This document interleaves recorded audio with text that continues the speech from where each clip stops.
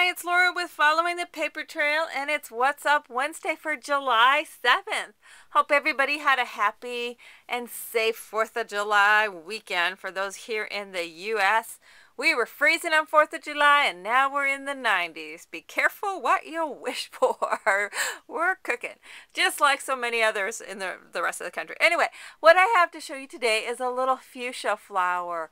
I love fuchsias. My mother-in-law, I think she has like 30 or 40 fuchsias that she winters in her greenhouse over the winter and then puts them out in the summer. They are so gorgeous. I just absolutely love them. They're one of my very favorite flowers.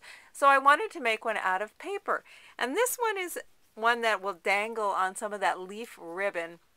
And on a mini, I thought it would be really cool to hang off of the binding. You could also attach it, this loosely even on a 12 by 12 layout and have it loose and just have it attached by the string. But it was so easy to make. So let me show you what you're going to need for it. I did this all out of punch flowers. I'm sure there's probably a Cricut cartridge or a Silhouette cartridge or any of the electronic cutting machines that will do flowers similar to these. But these were just from EK Success punches. I use this 5-petal, I think it's called a retro flower, and that's the one I've used for the center. I've got 2 of these 6-petal ones, and I'm not sure which this one's called. Again, it's an EK Success petal. 6-petal flower, and then I have that one also in the smaller size that I'm using. So what you're going to start out with, though, is for the center is the 5-petal flower, and what I use is I just use one of my small little paint brushes. Has a really nice small little handle, and I just take, and this one I'm going to take the petals and roll them kind of into tube shapes here off of both sides. So you're just going to, you quickly just go all the way around with all 5 petals, roll them towards the center lengthwise. You're then going to fold them in, kind of making it more of a bud. So then, because it doesn't necessarily want to stay, even if you really give it a good fold, I just throw a little bit of glue in there to help hold everything all together, all those little pieces and parts of it together.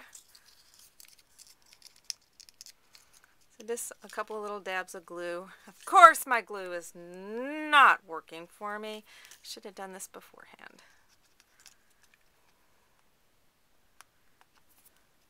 Don't you just love glue?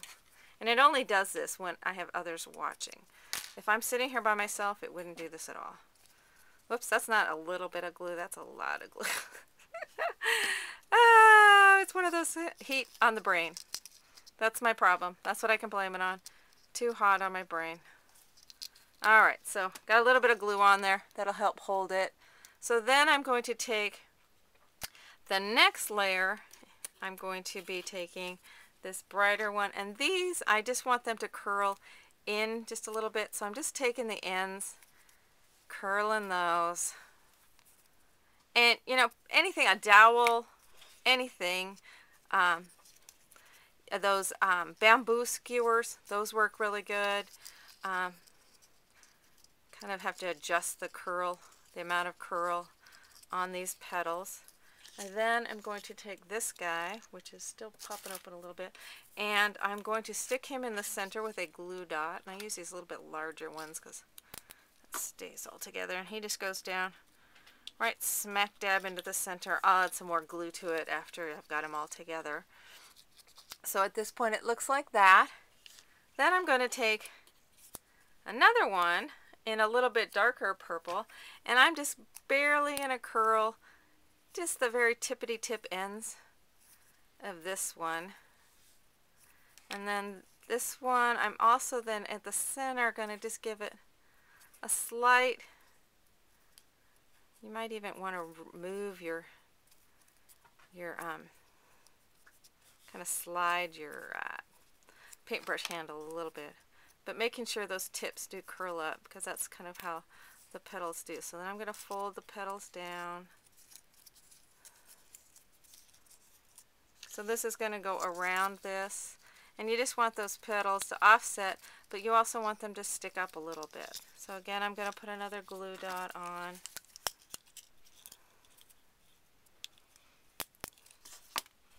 And this goes right down in the center, but making sure I offset my petals. Going to give it a little squishy squishy.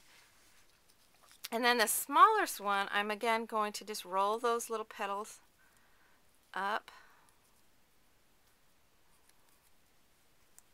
And now I'm going to bring in a little glue dot because I'm using a little flower. And this one I'm going to set it so that those petals stick up.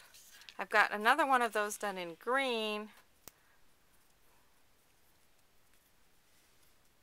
that I'll do the same thing with.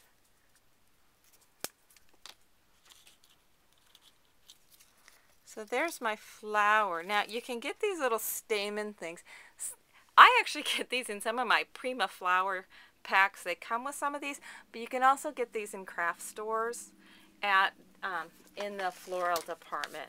And I'm just going to use my handy dandy glue gun. Add a little glue to the tip of that puppy. And I'm going to stick it down inside.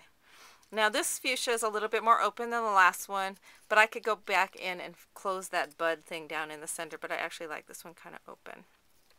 And then I've used some of this ribbon that has the leaves already on it, and you know, cut whatever length it is that you need.